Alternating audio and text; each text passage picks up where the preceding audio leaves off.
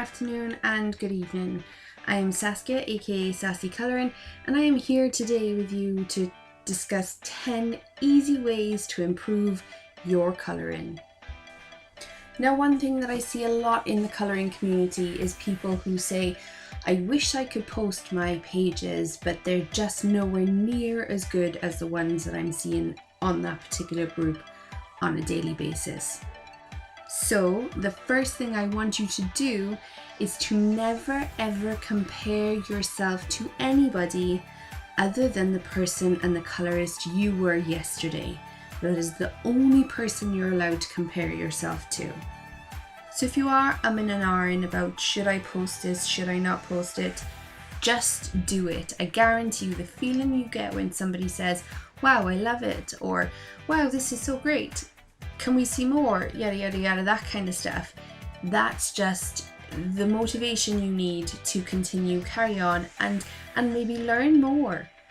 So without further ado, let's get into the 10 easy ways that I feel, and these are just my opinions, you could improve your colouring. So number one would be decide on the look that you want to achieve. If you start to colour a chibi picture like the one I'm colouring now, but you want to achieve a hyper-realistic look to your page, it's going to take a lot more skill, a lot more time, and a lot more talent to achieve that look, because it would be a hard thing to do.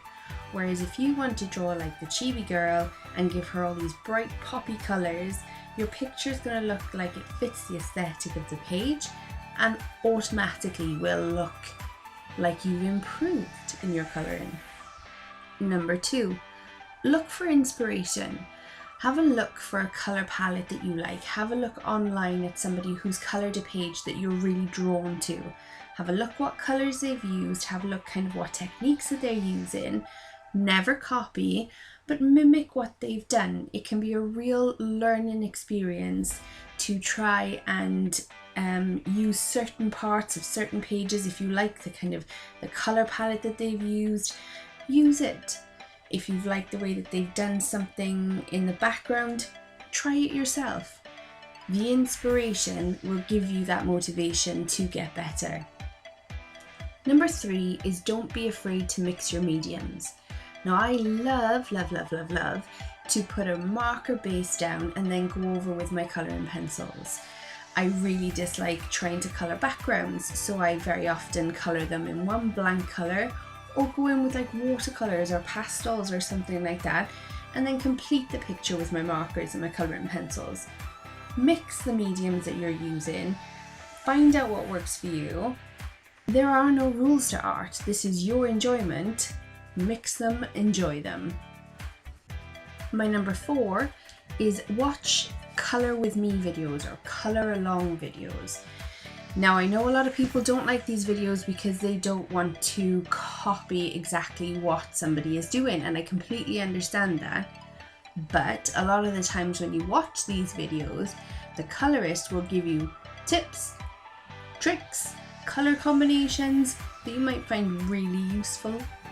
And it's like anything, the more time and effort you put into it, the more you're going to get out of it. So if you sit and you listen to them, 9 times out of 10 you're going to find a gem in there that's going to do something for you or speak to you and help you improve in some way. Number 5, keep a colour reference page. So I think we all have certain pages that turn out much better than others, and that's fine. But if you're keeping a colour reference page as you're going, anything that you love about one page you can have recorded, excuse me phone, you can have recorded so that you can go back and use that colour palette or that pencil that blended really nicely with something else. You have notes, and there's nothing wrong with keeping notes. You can't see it, but the colour I'm picturing, or the colour I'm picturing, or the picture I'm colouring at the moment, I had a full sheet of notes as to what colours I wanted to use. P.S. my phone is on because I'm waiting for a really important message about a baby that we're expecting, so it may go off often because we're all messaging each other about the new baby. Okay, so number 6, learn basic layering and shading. Now by this, I don't mean go to college or university and get an art degree. I mean get a really basic knowledge of how to layer and how to shade. You don't need to have a super big colour theory knowledge in order to use these. I don't.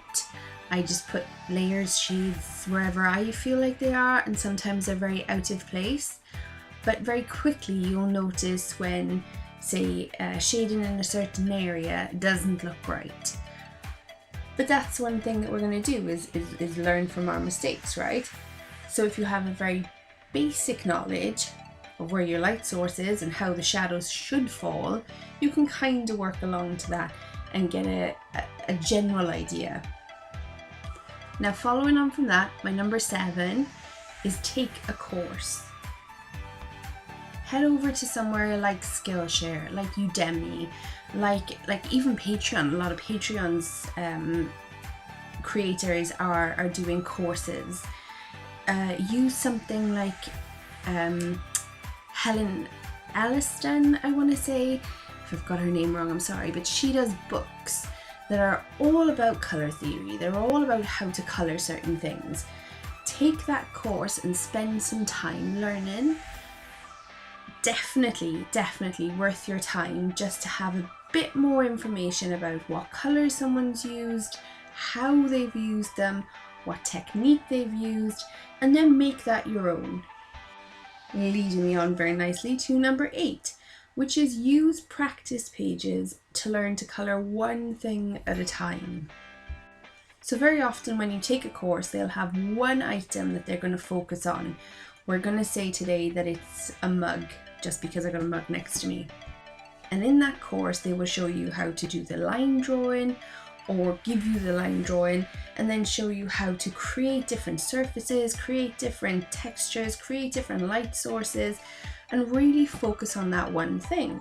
So that the next time you have a mug in your colouring page, you're going to be a professional at it. So whenever you get one of these practice pages and you colour in 50 different snails, I say snails because we had our Patreon page last month with snails. When you've coloured in 50 different snails, you're quite good at colouring them in. It's also not as daunting as looking at a full sheet of a colouring page. You have one small item and you can give that one item your full attention and learn how to just colour that one thing.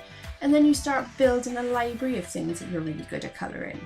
But it is another great way to improve your colouring, one step at a time. Okay, so my next point is number 9. Know your medium. No matter how technical you are or advanced you are with colouring, if you're not using the right medium that works well for you, your colouring is never going to be right. This is a big part where I feel that swatching comes into knowing your medium, because as soon as I get a new set of markers, a new colouring pencil, whatever, I swatch them, and you really do get a feel for each individual colouring pencil, each type of marker. Then play around with that medium. Does the pencil need to be super sharp in order to give you a lot of pigment? Does it need to be, I like some pencils that are quite dull so that they colour, I find, better and they don't like splinter and give you all those little pieces all over your paper. But that's because I'm really heavy-handed as well.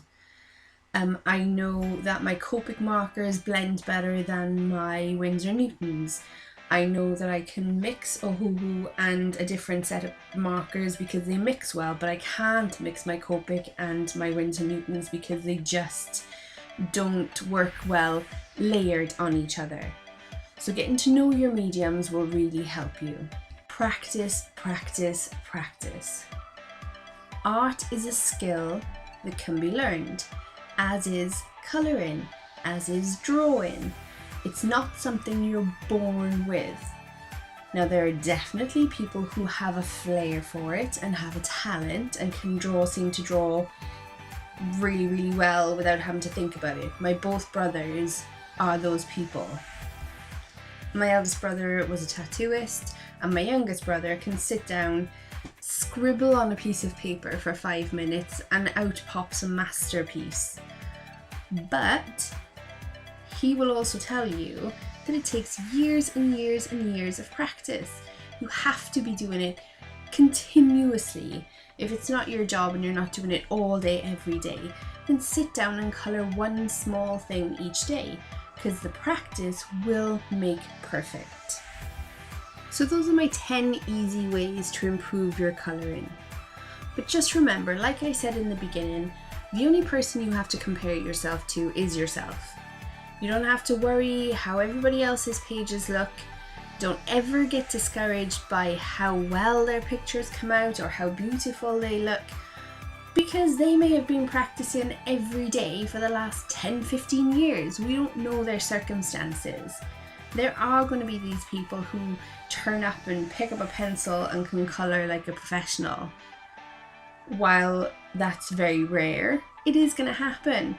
But we want to make sure that we're happy for these people and as encouraging for everybody as we want them to be for us.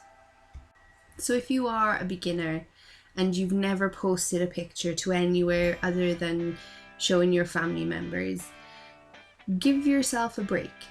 Colour a piece of art, I was going to say a piece of cake, colour a page and post it somewhere.